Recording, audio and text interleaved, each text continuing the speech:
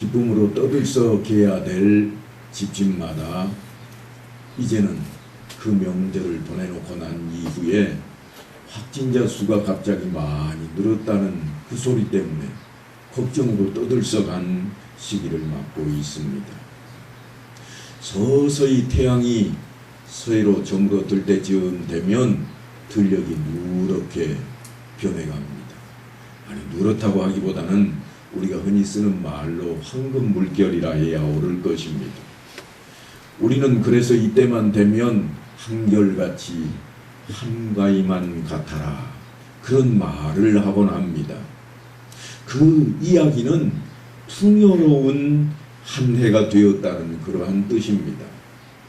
들녘에는 알곡이 풍성하고 그 풍성함을 인해서 농사짓는 농부들의 마음도 풍족해지며 바라보는 사람들도 기쁨으로 가득해지기 때문입니다. 사라질 것 같지 않았던 그 폭염이, 우리가 시달렸던 그 폭염이 절기를 따라서 이제는 뒤로 멀리 사라져가고 알곡이 익어가는 그러한 우리 마음의 풍성함이 가득 담긴 때를 맞게 되었습니다. 이맘때만 되면 우리 모두가 다 감사와 기쁨으로 기분 좋은 그런 때를 맞게 됩니다. 그래서 고개를 들고 저 파란 하늘을 바라보며 우리의 마음속에 이런 생각이 들어갑니다. 하나님 감사합니다. 올해도 넉넉함으로 우리의 마음을 채워주시니 감사합니다. 물끄러미 저 담장 아래에 매달려 있는 호박을 바라보고 있는데 어디선가 낯익은 목소리가 들려옵니다. 할머니, 엄마 우리 왔어요. 그러면 어떻게 하는가요? 그냥 버선발로 내려가면서 아이고 내 새끼 하고 쫓아가는 거 아니겠습니까? 아이는 할머니 품속에 안기고 기쁨으로 시간이 흘러가기 시작합니다. 아, 명절은 명절인갑다. 우리가 벌써 지난 한 주간에 지나왔을 그러한 시간들입니다. 이 정도면 잘 사는 것 같은데, 그래서 나도 모르게 눈시울에 눈물방울이 슬그머니 적셔지는데, 그런데 못내 아쉬움이 있는 것은 무엇일까요? 우리는 오늘 또 마스크를 끼고 이 자리에 앉아 있습니다만 자유롭지 못한 우리의 행동 때문일 것입니다. 우리는 지나오면서 잘 살기를 바랐습니다. 어떻게 하면 잘 살 수 있을까? 잘 살기 위해 일을 하고 잘 살기 위해 시간 계획을 세우기도 하고 열심히 땀을 흘려왔습니다. 때로는 잘 살기 위해 남을 속이기도 하고 사기를 치기도 합니다.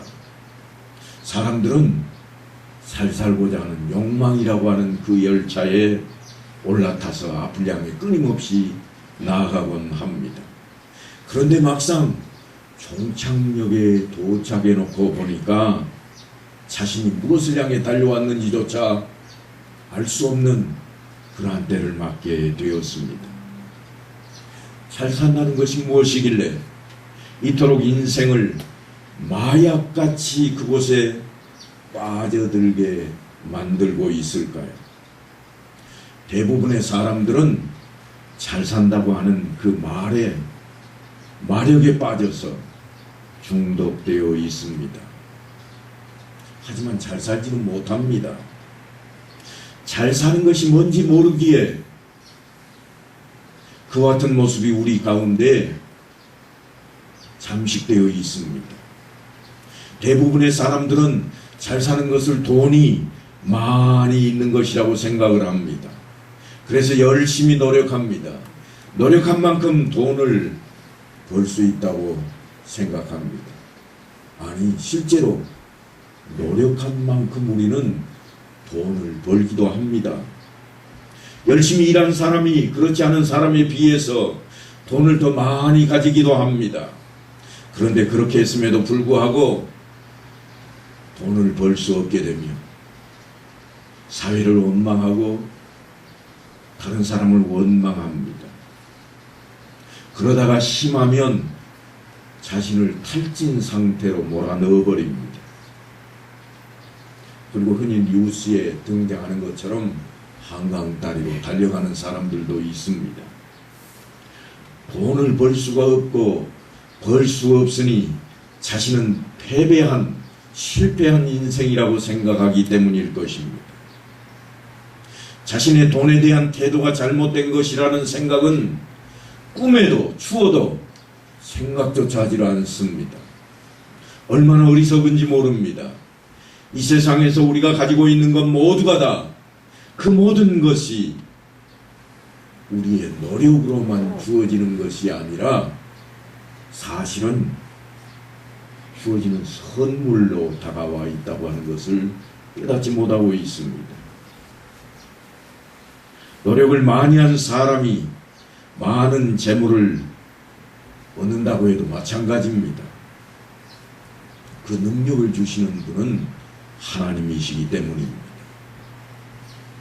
영적인 면에서 바라본다면 이 모든 것은 하나님께서 다 우리에게 주시는 선물입니다. 그 선물이 어떤 것일까? 우리는 생각을 좀 해야 할 것입니다. 우리 삶에서 누리는 모든 것들이 많든 적든 모두 주님의 선물입니다. 돈도 예외가 될 수는 없습니다. 자격이 있거나 없거나 우리가 벌어서가 아니라 사실은 하나님의 은혜로 주어지기 때문입니다. 많은 사람들이 겪는 일입니다. 돈을 벌기 위해 안간힘을 다하다가 병원에 가족 중에 한 사람만 있으면 우리는 이렇게 외칩니다.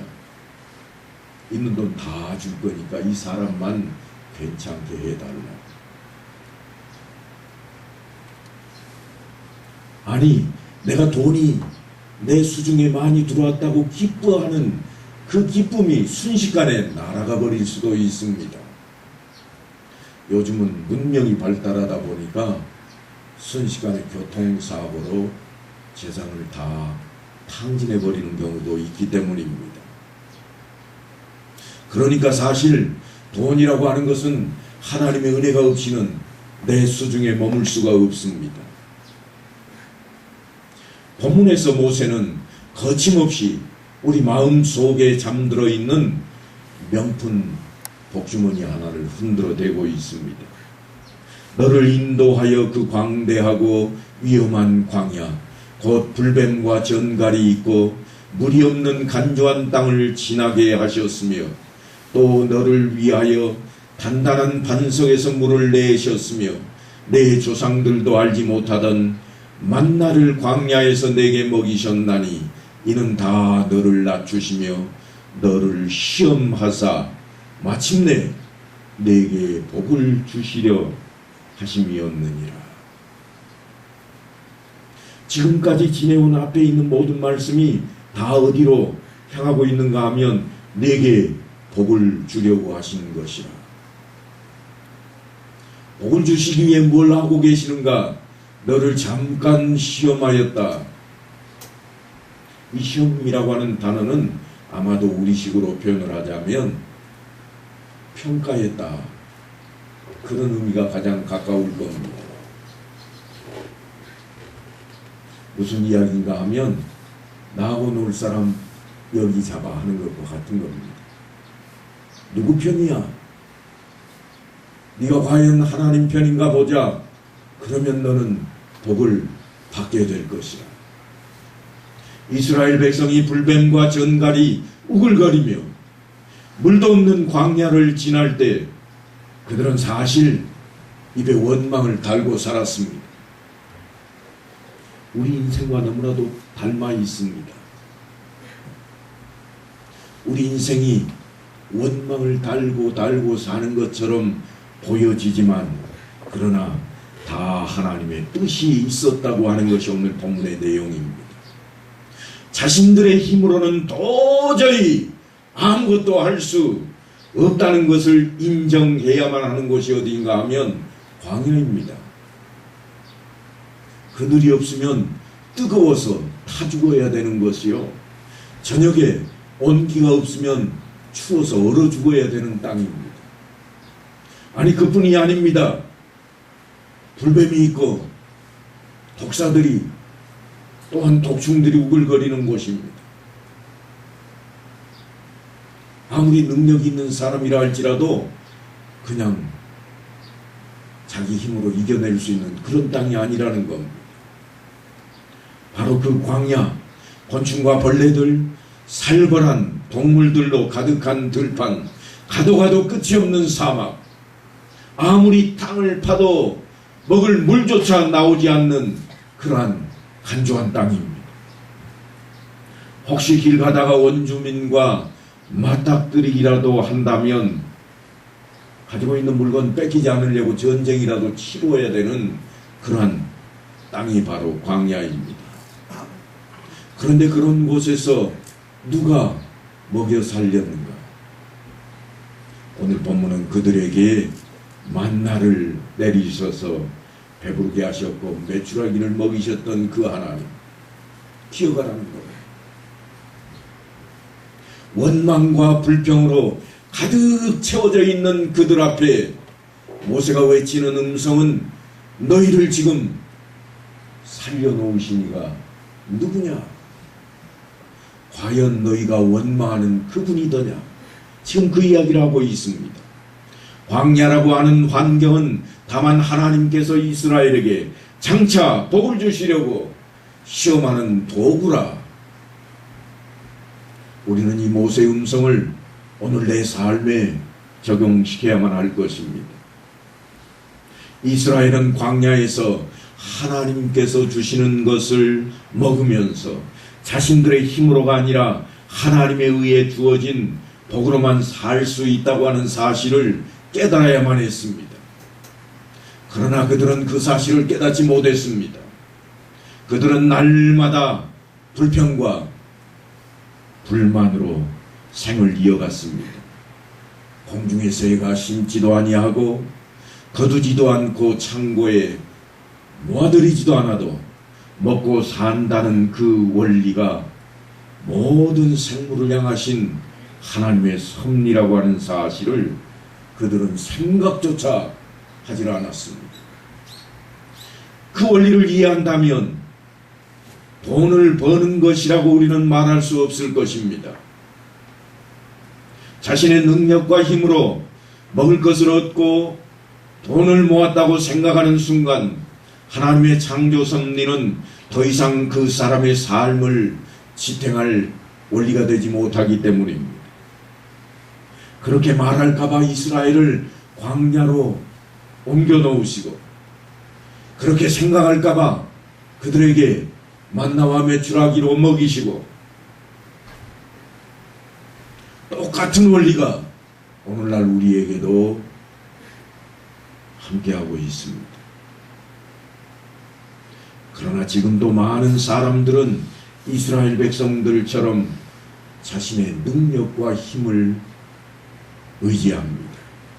그래서 기대하는 결과가 나오지 않으면 원망의 화살을 하나님이나 다른 사람들에게 사정없이 날려버립니다. 어리석은 모습일 뿐입니다. 뿐만 아니라 기대한 결과를 얻었을 때는 자기 힘으로 그렇게 되었다고 교만이 극을 향합니다. 사람들은 돈이면 뭐든지 다 할 수 있다고 생각합니다. 그래서 그 돈의 마력을 생각하다가 돈만 있으면 귀신도 부릴 수 있다느니 돈만 있으면 개도 멍청지라고 하는 말까지 생겨났습니다. 그러나 돈이 아닌 것으로 할 수 있는 일이 훨씬 더 많다는 사실을 우리는 생각해야 됩니다.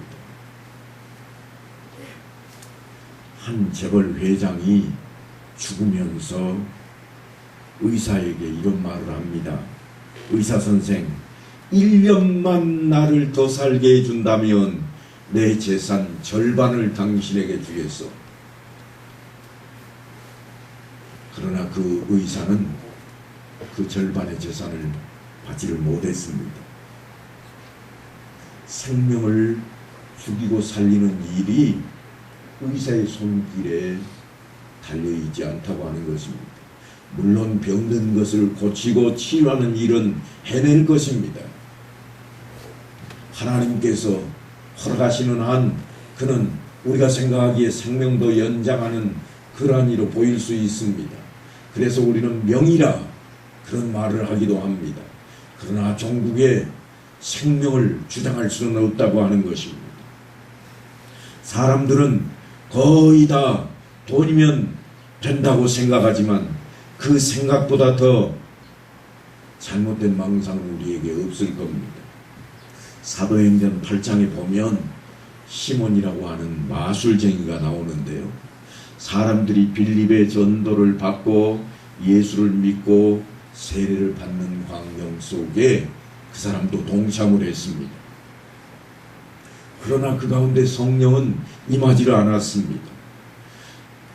베드로와 요한이 성령 받기 위해서 그 사람들에게 안수하는 순간 성령이 그들에게 쏟아지는 모습을 보고 성령을 받을 수 있는 능력을 자기에게도 달라고 그가 사도들에게 요구합니다. 그러자 베드로가 시몬에게 이렇게 핀잔을 합니다. 네가 하나님의 선물을 돈 주고 살 줄로 생각하였으니 내 은과 네가 함께 망할지어다. 하나님 앞에서 내 마음이 바르지 못하니 이 도에는 네가 관계도 없고 분깃된 것도 없느니라. 여전히 그가 예수를 믿고 세례를 받고 있지만 돈이면 다 된다는 생각은 버리지 못하고 있는 겁니다. 그래서 사도들이 안수에서 성령이 임하는 것을 보자 돈이면 되겠구나. 돈을 들고 그들을 찾아갔습니다.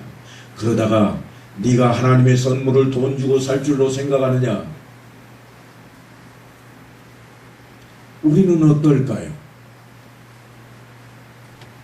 믿음이 없는 사람이 돈으로 뭐든지 할 수 있다고 생각하는 망상을 품고 인생을 망치는 것은 그렇다 칠지라도 그리스도인들조차 돈이면 다 된다고 하는 생각, 거기에 빠져 있다면 이게 얼마나 큰 문제입니까? 희망을 어디서 찾아야 할지 아마도 하나님께서도 난감해 하실 겁니다.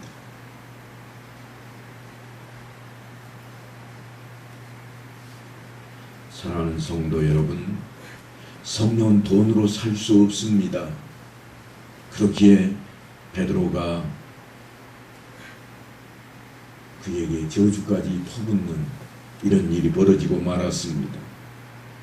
믿음 안에서건 믿음 밖에서건 돈으로 할 수 없는 것이 너무나 많다고 하는 사실을 잊어서는 안 될 것입니다. 돈으로 고운 금침은 살 수 있지만 맛있는 단잠은 살 수가 없습니다. 돈으로 좋은 책들을 살 수 있지만 지혜롭고 명석한 두뇌를 살 수는 없습니다. 돈으로 풍성한 먹거리를 살 수는 있지만 맛있게 먹을 수 있는 것을 살 수는 없습니다. 돈으로 아름답게 꾸밀 수 있는 옷들을 살 수는 있지만 정말로 아름답게 만들 수 있는 것은 그 옷이 아닐 겁니다. 돈으로 좋은 집을 살 수는 있지만 행복을 우리는 돈으로 살 수는 없습니다. 돈으로 병원에 가고 또한 약을 살 수도 있지만 생명을 건질 수는 없습니다. 그러니까 돈으로 사치스럽게 치장하는 것을 통해서 우리는 교양을 찾을 수 없는 것처럼 우리가 때로는 돈을 들고 병을 낫기도 하고 또한 때로는 우리에게 필요한 지식들을 책을 통해 얻기도 하지만 그러나 그보다 훨씬 많은 것들이 돈이 아닌 하나님께로부터 우리에게 은혜로 선물로 주어진다고 하는 사실을 잊어서는 안 될 것입니다. 그러니까 돈은 우리가 사용할 도구입니다. 그 도구를 어떻게 사용하느냐에 따라서 때로는 돈이 우리에게 약이 될 수도 있지만 때로는 돈이 독이 되기도 합니다. 몇 년 전인가 명절 때 제가 설교하면서 예화를 들었던 적이 있습니다. 돈이 아주 많은 부모를 향해서 자식들이 열심히 찾아왔습니다. 무엇 때문에 찾아왔을까요? 노인네 돌아가시기 전에 어떻게 해서든지 통장 하나라도 더 챙겨가려고 찾아왔습니다. 노인이 갑자기 돌아가셨습니다. 가족들이 다 모였습니다. 안 오는 이가 하나도 없습니다. 무엇 때문에? 어디 숨겨놓은 돈은 없을까?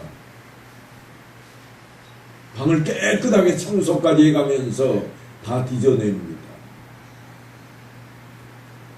그들이 정말 어르신들을 사랑했다면 살아생전에 기쁨이 되게 찾아왔을 것이며 효성을 다했을 겁니다. 우리의 삶이 혹시라도 그 돈을 향해 가고 있지는 않습니까?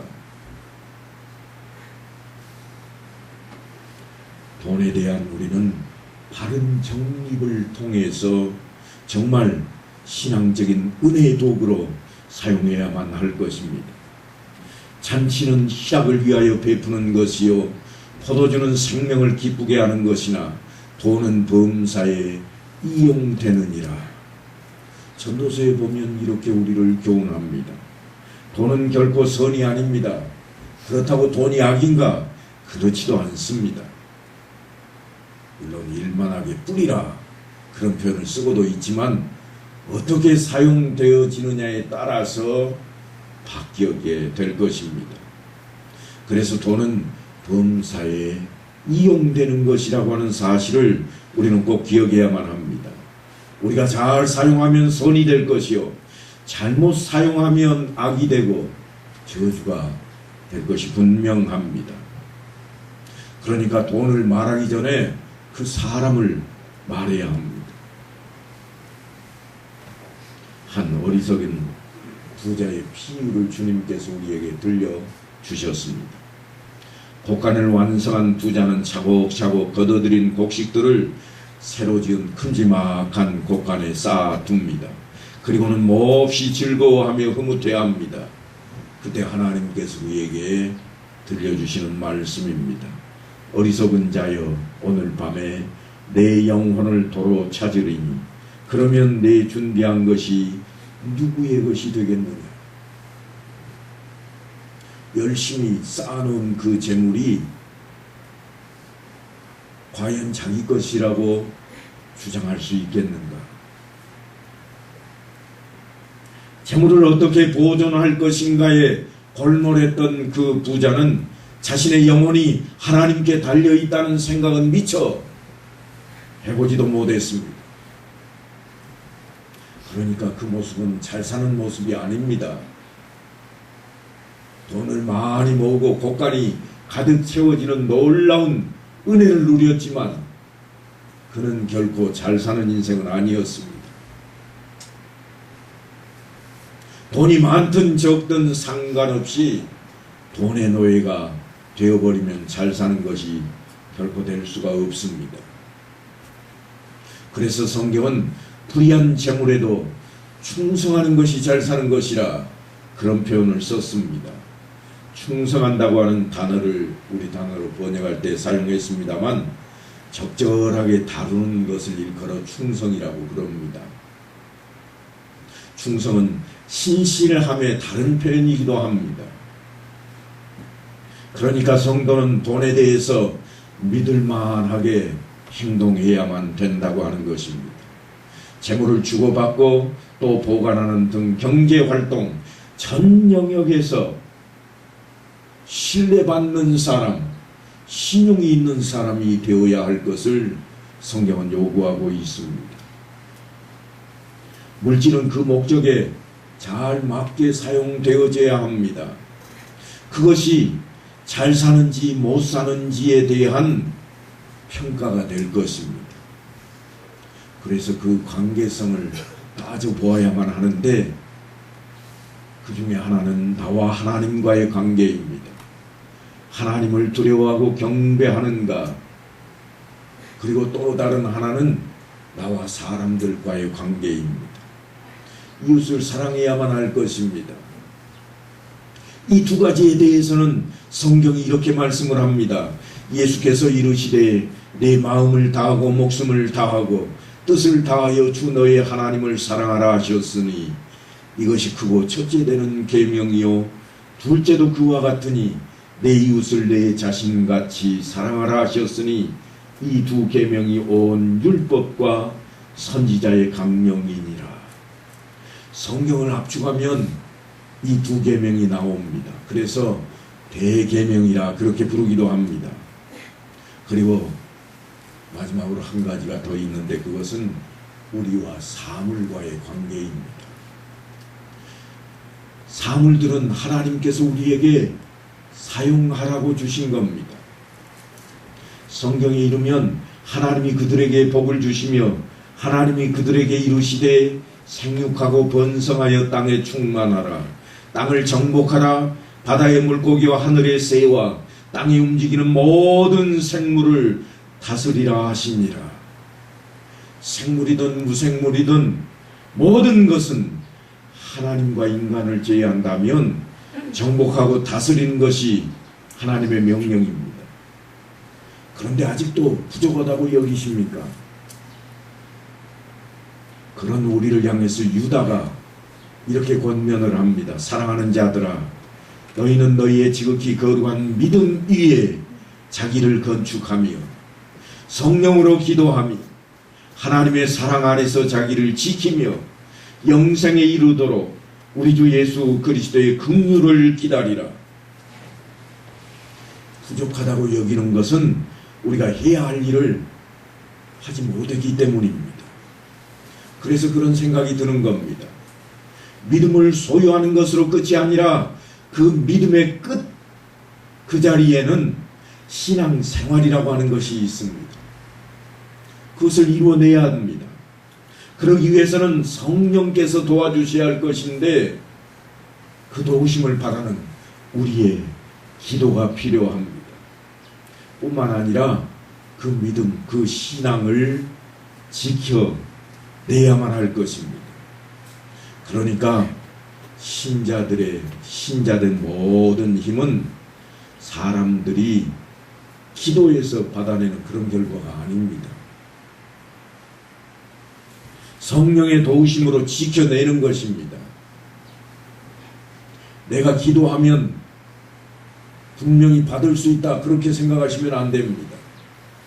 왜냐하면 기도 자체가 하나님의 뜻을 구하는 것이지 내 필요하는 것을 끄집어내는 것이 아니기 때문입니다. 과거에는 우리가 그렇게 배운 적이 있습니다.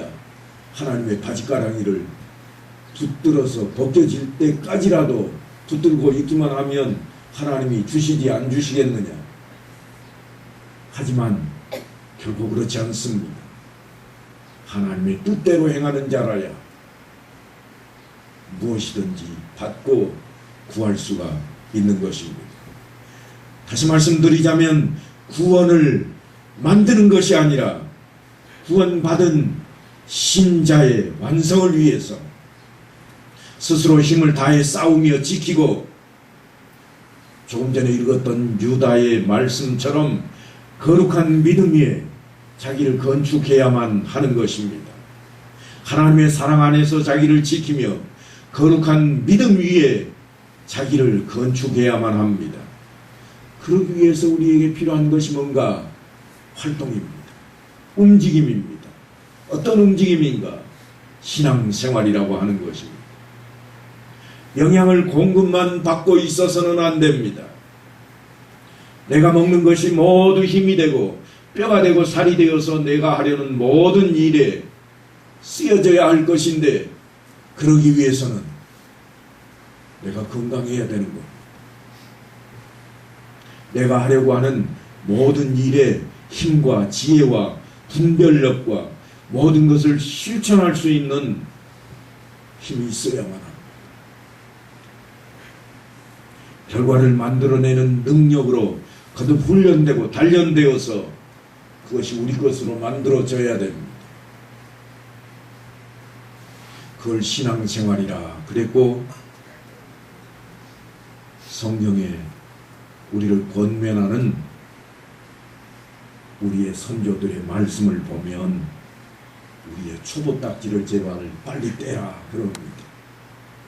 자동차를 사게 되면 처음 운전하는 사람들은 뒤에다가 초보라고 하는 마크를 달고 다닙니다. 왜냐하면 내가 서투기 때문에 잘못하면 사고가 날 수 있고 다른 사람에게 피해를 줄 수 있기 때문입니다. 그런데 내가 운전을 잘할 때까지도 그 딱지를 붙이고 다녀야 될까요? 결코 그렇지 않습니다. 내가 운전을 잘하면서도 그런 딱지를 달고 다니면 뒤에 쫓아오는 차가 분명히 한 소리 할 겁니다. 저게 무슨 초보야? 초보가 어떻게 저기 끼어들어? 그렇게 될 겁니다. 그때가 되면 우리는 초보 딱지를 떼버려야 됩니다. 아니, 초보가 아닌 것을 인정받을 수 있어야 된다고 하는 겁니다. 이제는 능숙한 모습으로 자유롭게 운전해야 할 것인데 우리의 신앙생활이 그와 같다는 겁니다. 하나님께서 허락하시면 우리가 이것도 하리라. 많이 들었던 말씀입니다. 하나님께서 우리 초보에게 주시는 말씀입니다. 언제까지 초보에 머물겠느냐? 딱딱한 음식도 먹어서 소화시킬 수 있는 그 자리에 언제 가겠느냐? 저희 집에도 손주가 있는데요. 언제를 기다리는가 하면 내가 그냥 맛있는 거 아무거라도 주면 잘 먹을 때를 기다립니다. 그런데 이것도 못 먹고 저것도 못 먹어요. 아직은. 이제 이유식이나 하는 그런 때입니다. 가장 기쁨이 언제일까요? 아이고 내 새끼하고 불렀다가 여러분이 내 새끼라고 부르는 손주가 맛있게 먹는 모습을 보면 가장 흐뭇하실 겁니다. 하나님께서도 우리에게 그걸 요구하고 계십니다. 우리도 믿음 안에서 구별된 그러한 삶을 바르게 살아감으로써 사도 바울처럼 내가 믿음을 지켰노라 그렇게 고백할 수 있게 된다면 하나님께서 얼마나 기뻐하실까요? 이제 우리 고향 땅에, 아니 우리가 살고 있는 이 땅에 황금 들녘으로 무르익어가는 그 모습을 바라보며 한가위만 같아라 하는 말로 그칠 것이 아니라 우리의 신앙도 그러해야 할 것입니다. 우리의 신앙을 좇아서 우리의 자녀들이 우리도 그 신앙 본받고 우리도 그 신앙대로 따라 살겠습니다. 고백하는 그 자리로 이 명절의 때가 우리 앞에 있어야 되지 않겠습니까? 이제 명절을 지나보내면서 이 한 주간도 우리 마음속에 정말 하나님의 말씀을 붙들고 힘있게 나가는, 그래서 흡족함으로 하나님께 감사 기도하는 그러한 자리 모든 성도들이 함께 하여서 다가오는 주의 몸된 교회의 일꾼을 세울 때에도 우리가 동일한 마음으로 세울 수 있게 되기를 간절히 축원합니다.